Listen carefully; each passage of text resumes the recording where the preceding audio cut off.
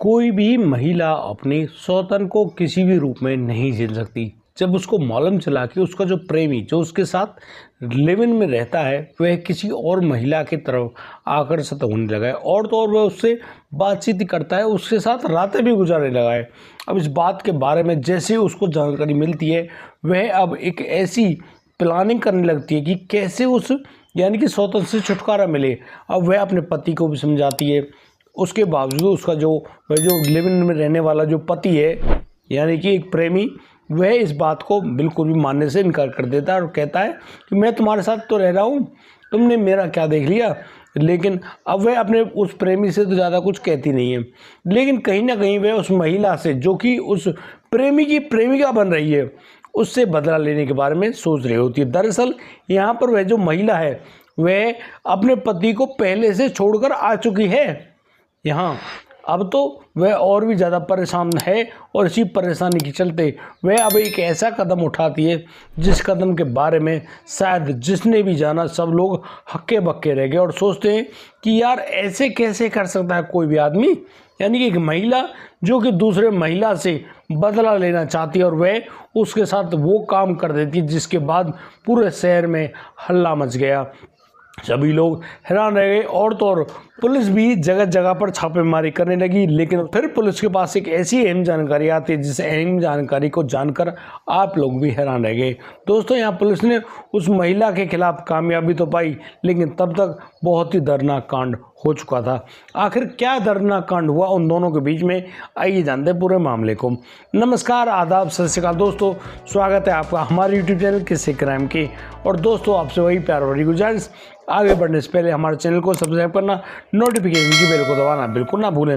और दोस्तों, हमको फेसबुक पर फॉलो अवश्य कर लें। और आज का बेहद ही हैरान करने वाला मामला सामने आया है कानपुर उत्तर प्रदेश से। दोस्तों, कानपुर उत्तर प्रदेश में आने वाला वह जो संजय नगर, जहां पर वह जो महिला शालिनी अपने पति यानी कि दुर्गेश के साथ रहा करती है। दुर्गेश जो कि एक बहुत बड़ी जो स्वीट की शॉप है वहाँ पर नौकरी किया करता है और बस उसी प्रकार से वह अपनी पत्नी शालिनी, अपने बेटे गोलू, अपने छोटे बेटे मृत्युंजय और अपनी पत्नी शालिनी का भरण पोषण करने में जुटा हुआ है। दोस्तों, आज जो शालिनी है वह जब खरीदारी करने गई थी, वह जब अपने घर लौटती है तो वह पाती है कि यहाँ पर उसका जो छोटा बेटा मृत्युंजय मौजूद नहीं है। करीब 5 साल का वह बेटा मृत्युंजय जब उसके बारे में उसकी मां शालिनी पूछती अपने बेटे से, यानी उसका बड़ा बेटा गोलू जिसकी उम्र करीब 8 साल है, उससे पूछती है कि वह लड़का कहाँ गया। अब तो उसके बारे में गोलू कहता है कि उसको मालूम नहीं, वह जब खेलने गया था तब वह उस लड़के मृत्युंजय को यहाँ पर सोता हुआ छोड़कर गया था, लेकिन अब वह कहाँ गया है खुद उसको उसके बारे में जानकारी नहीं है। अब यहाँ पर जो शालिनी है वह जगह जगह अपने बेटे को ढूंढ तो रही है, लेकिन ढूंढते ढूंढते वह बड़ी परेशान है और फिर वह अपने फ़ोन को भी ढूंढने लगती है। और दोस्तों, बड़ी हद की बात देखो, यहाँ पर वह मृत्युंजय भी गायब है और तो और उस शालिनी का मोबाइल भी गायब है। अब यहाँ पर हर जगह वह ढूंढती है, गली मोहल्ले में हर जगह जाती है, लेकिन किसी को भी उस बेटे के बारे में कोई भी जानकारी नहीं होती है। वह महिला बड़ी परेशान होती है और बस अपने जो पड़ोसी का जो मोबाइल है उसका इस्तेमाल करते हुए अपने पति दुर्गेश के पास फ़ोन करती है और दुर्गेश को बताती है कि ऐसे ऐसे उनका बेटा मृत्युंजय घर से गायब है। अब जो लड़का दुर्गेश है वह भी अपनी नौकरी से छुट्टी लेता आता अपने घर और यहाँ पर अपनी पत्नी शालिनी के साथ अपने बेटे को ढूंढने में लग जाता है। वो लोग उस पूरी रात ढूंढते रहे, लेकिन उनको उनका बेटा कहीं भी नहीं मिला। उन्होंने हर जगह फ़ोन कर लिए, लेकिन तब भी किसी के पास कोई भी जानकारी नहीं थी। अब तो वह जो महिला है बड़ी ही परेशान होते हुए सुबह यानी कि थाने में पहुंचती है। थाने में करीब 9 बजे जब वह रिपोर्ट लिखा रही होती है तो वह बताती कि उसका बेटा उसको वह सोता हुआ अपने घर में छोड़ कर तो गई थी, लेकिन अब जब वह घर लौट कर आई तो उसका बेटा वहाँ पर मौजूद नहीं था। आखिर वह कहाँ गया उसके बारे में किसी को कोई जानकारी नहीं है। साथ ही साथ उस महिला शालिनी का जो फ़ोन है वह भी गायब है। अब इस पूरी जानकारी को पाकर पुलिस काफ़ी ज़्यादा हैरान तो है और शालिनी से उसका जो फ़ोन नंबर है वो मांगा जाता है क्योंकि भाई उसकी सर्विलांस लगाई जा सके। दोस्तों, पुलिस अब आगे जाके खोजबीन करने में जुटी हुई है। अचानक शालिनी की जो पति दुर्गेश है, दुर्गेश के पास एक फ़ोन आता है और वह फ़ोन होता है मधुमिता का।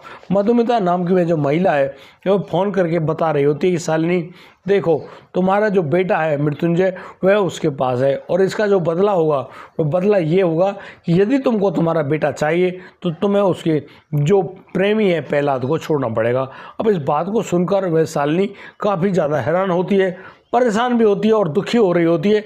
आखिर ये प्रहलाद के बदले में उसके बेटे की जान लेना चाहती है, लेकिन वह अब और भी ज़्यादा जब बात करना चाहती है तो मधुमिता उस फ़ोन को काट देती है और उस फ़ोन को स्विच ऑफ भी कर देती है और तो और उसके यानी कि जो सिम कार्ड है उसको भी निकाल लेती है। अब यहाँ पर जो शालिनी वह दोबारा पुलिस थाने जाती है और वहाँ पुलिस वालों को इस बारे में सूचना भी देती है कि उसके पास मधुमिता नाम की लड़की का फ़ोन आया था और वह कह रही थी कि यदि उसको उसका बेटा जिंदा चाहिए तो उसको उसके प्रेमी प्रहलाद को छोड़ना होगा। अब पुलिस खुद उस शालिनी से पूछने लगती है कि ये प्रहलाद कौन है।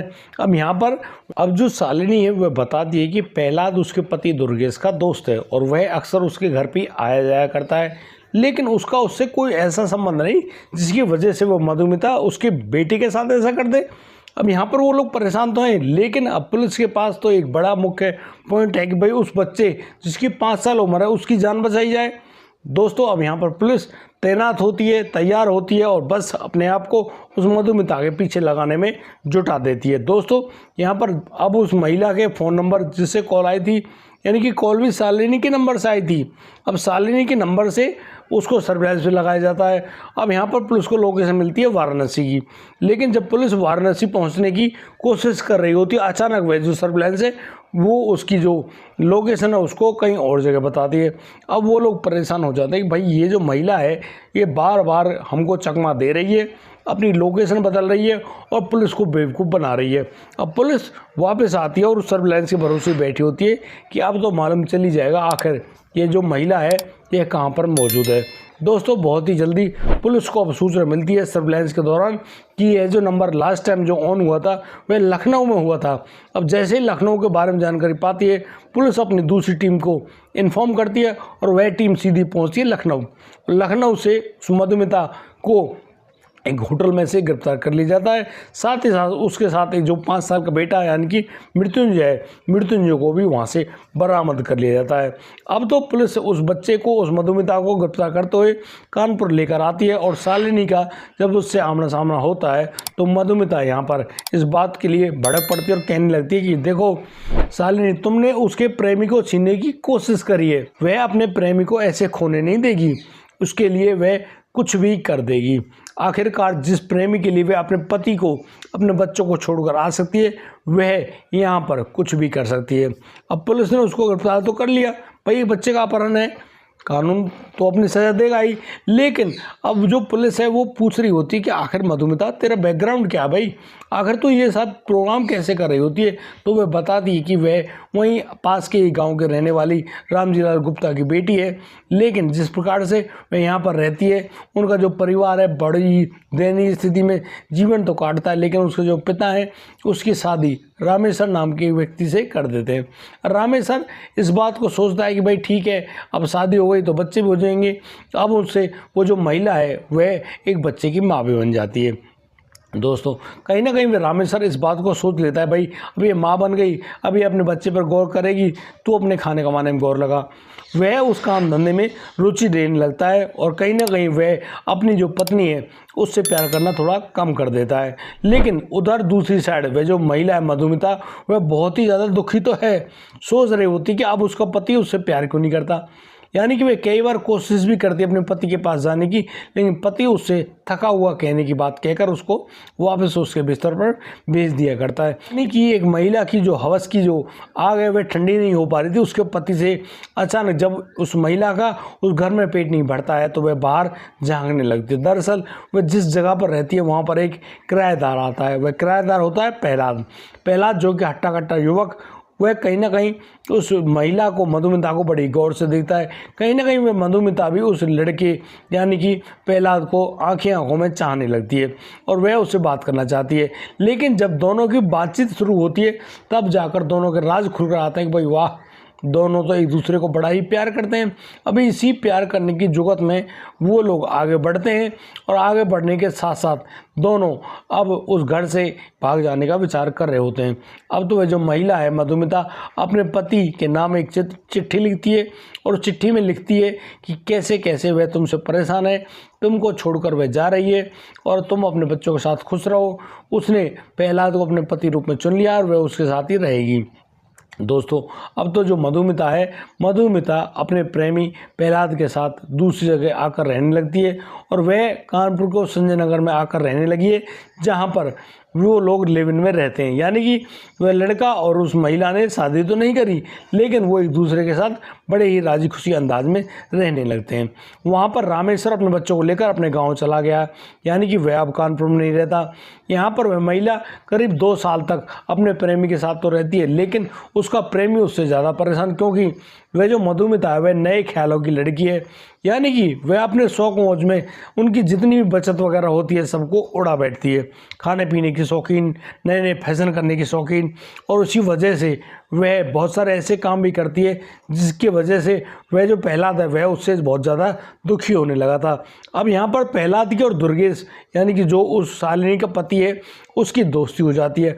अब इसी दोस्ती के चलते वो लोग यानी कि अब दुर्गेश का उस प्रहलाद के घर आना जाना और प्रहलाद का दुर्गेश के घर आना जाना शुरू हो जाता है। एक दिन की बात, जब वह प्रहलाद दुर्गेश के घर पर जा रहा होता है तो यहाँ पर जो दुर्गेश है जो किराए के मकान में रहता है, वहाँ उस मकान का जो मालिक होता है किराए के लिए उस शालिनी को बहुत ही बुरा भला बोल रहा होता है और कह रहा होता है जब तुमसे रहना ही नहीं होता, तुमसे जब किराया पटाना ही नहीं होता तो उसके घर को खाली कर दो। यहाँ पर शालिनी कहती है कि जैसे ही उसके पति को सैलरी मिलेगी वह आपको यानी कि किराया दे देगी। दोस्तों, यहाँ पर जो प्रहलाद है, प्रहलाद उन शब्दों को नहीं सुन पा रहा था और कहीं ना कहीं वह अब अपने जेब से 2000 रुपये का नोट निकालता है और उस युवक यानी कि जो उसका मकान मालिक है उसको पकड़ा तो कहता है ये रखो पैसे और शांत होकर जाओ, तुम्हें ज़्यादा बोलने की कोई ज़रूरत नहीं है। अब मकान मालिक तो अपने पैसे लेकर वहाँ से चला गया, लेकिन कहीं ना कहीं वह जो प्रहलाद है वह जिस प्रकार से उसने ये काम किया वह उसने उस शालिनी के दिल में जगह बना ली थी। अब तो शालिनी प्रहलाद का बहुत ही अच्छे स्वागत किया करती है और यहाँ पर वो दोनों प्यार की मीठी मीठी बातें भी करने लगते हैं, लेकिन कुछ भी अनैतिक कार्य यहाँ पर हुआ नहीं है। लेकिन जब वह प्रहलाद घंटों घंटों उस दुर्गेश के घर में बिताने लगता है तो उसकी जो पत्नी है मधुमिता, जो कि उसके साथ लिव इन में रहती है, वह अब उस प्रहलाद पर दबाव बनाने लगती है और उससे कहने लगती है कि तेरे गलत संबंध क्या है उस महिला से, यानी कि शालिनी से तू गलत संबंध रखता है, मुझे ये बातें सब पसंद नहीं है। अब तो जो मधुमिता है वह अपने प्रेमी प्रहलाद से ज़्यादा नाराज़ नहीं है, उसकी नाराज़गी तो उस शालिनी नाम की महिला से बन जाती है। वह एक दिन तो आती है और शालिनी से कहकर जाती है कि तुमको उसके जो प्रेमी है यानी कि प्रहलाद को छोड़ना होगा। शालिनी उसको साफ शब्दों में कह देती कि हाँ बिल्कुल उसने छोड़ ही रखा भाई, उसने पकड़ा ही कहाँ। लेकिन कहीं ना कहीं मधुमिता को बहुत ज़्यादा शक होता है और इसी शक के चलते वह अब उस दिन जब शालिनी घर पर नहीं थी, उसका बड़ा बेटा गोलू खेलने के लिए गया था, तो वह जो महिला मधुमिता है जो कि उस पर लगातार नज़र बनाए हुए थी, वह अब शालिनी घर में घुसती है, वहाँ जाती है। पहले तो वह शालिनी के मोबाइल को उठाती है और फिर वहाँ पर सो रहे उस 5 साल के बच्चे यानी कि मृत्युंजय को अपने साथ यानी कि ढक्कड़ तौलिया में वहाँ से ले जाती है। दोस्तों, जिस प्रकार से उस मधुमिता ने उस मृत्युंजय नाम के बच्चे को ढाल बनाया और उससे अपने पति का बदला लेना चाहा, ये बात कितनी खतरनाक है। यहाँ पर मधुमिता ने सब काम तो कर दिया, लेकिन उसको मालूम नहीं था कि उसने जो गुनाह किया है उसका आरोप कितना भयंकर और ख़तरनाक है। अब तो जो मधुमिता है वह उस बच्चे का अपहरण करने के जुर्म में जेल के अंदर तो चली गई है। तब जाकर उस शालिनी ने थोड़ी बहुत यानी कि चैन की सांस ली और उसने तौबा कर ली, भाई वो ना तो किसी प्रहलाद से बात करेगी ना ही किसी और आदमी से बात करेगी। यानी कि उसको मालूम चल गया कि ये जो अवैध संबंध जो कि छोटे छोटे लालचों में हमारे सामने आते हैं ये बहुत ही ज़्यादा खतरनाक होता है और इनका परिणाम उनसे भी ज़्यादा खतरनाक होता है। यहाँ पर शालिनी अपने बेटे को पाकर उसको बार बार चूम रही है और बस भगवान का शुक्रिया अदा करते हुए कहती है कि आज उसके बच्चे की जान बचाकर आपने उसको बहुत बड़ा उपहार दिया है। दोस्तों, इस पूरे घटनाक्रम को सुनाने का उद्देश्य किसी को परेशान करना नहीं है, किसी का दिल दुखाना नहीं है, लेकिन जिस प्रकार से घटनाक्रम सामने आते हैं उनसे तो भाई यही लगता है कि लोगों की मानसिकता बहुत ज़्यादा बिगड़ चुकी है। लेकिन इस मानसिकता को बिगाड़ने की जो जिम्मेदारी है वो सारी की सारी मोबाइल ने ले रखी है। अब मोबाइल में जैसा ढोंग तमाशा तुम देखोगे उसी को तो तुम मानोगे सही। और बस इसी वजह से नए नए फैशन चल रहे हैं भाई, नए नए यानी कि डांस चल रहे हैं, लोग अपने मोबाइल को लेकर अपने गलियों में नाच कूद रहे हैं। भैया पूरी अभद्रता मचा रखी है। इंसान कैसा नग्न हो रहा है मालूम नहीं भाई, क्या पाना चाहता है। लेकिन सच्चाई बताऊं मैं आपको, वह कुछ भी नहीं पा सकता। पैसा वो भी उसके पास चला जाएगा, सुंदरता वो तो जानी ही है भाई, फिर रहा क्या तुम्हारे पास। देखो, पति हो, पत्नी हो, बच्चे हो, ये सब हमसे दूर होने, हमारे साथ कुछ नहीं जाएगा, ये शरीर भी साथ नहीं जाएगा, सब यहीं रह जाएगा। इसलिए अब उसको क्यों जोड़ रहे हो जो तुम्हारा यहीं रह जाने वाला है। अगर तुम्हारे साथ कुछ जाने वाला है वह है भगवान का नाम। इसीलिए परम पूज्य गुरुदेव इस बात को बार बार कहते हैं कि भाई अपने यदि बुद्धि शुद्ध करनी हो, अपने आप को सदगति प्राप्त करवानी हो तो नाम का सहारा ले, भगवान का नाम लगातार लेते रहें। जो भी आपसे मन पड़ता हो, राम, सीता, कृष्ण, राधा, जो भी नाम आपको प्रिय लगता हो उस नाम का जाप अपने कर्म के साथ जोड़ ले, तभी जाकर आपको अच्छी गति प्राप्त होगी।